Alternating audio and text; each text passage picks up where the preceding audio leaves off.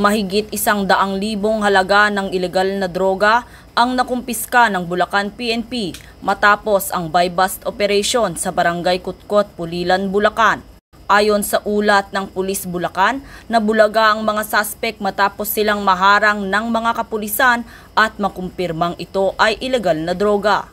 Kinilala ng mga operatiba ng Bulacan PNP ang naarestong suspect na si alias JR, 27 anyos, walang trabaho at residente ng nasabing barangay. Nasabat sa suspect ang 4 na sachet ng hinihinalang shabu na may standard drug price na 136,000 pesos. Nahaharap ngayon ang suspect sa kasong paglabag sa RA 9165 o Comprehensive Dangerous Drugs Act of 2002 at kasalukuyang nasa kustodiya ng Bulacan Provincial Forensic Unit para sa dokumentasyon at wastong disposisyon.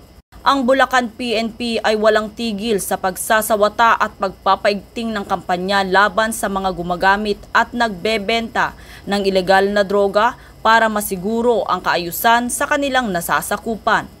Mula dito sa Bulacan Police Provincial Office, ako ang inyong PNN correspondent, Patrolwoman Pearl Cristalin Javier, alagad ng batas, tagataguyod ng Balitang Pulis.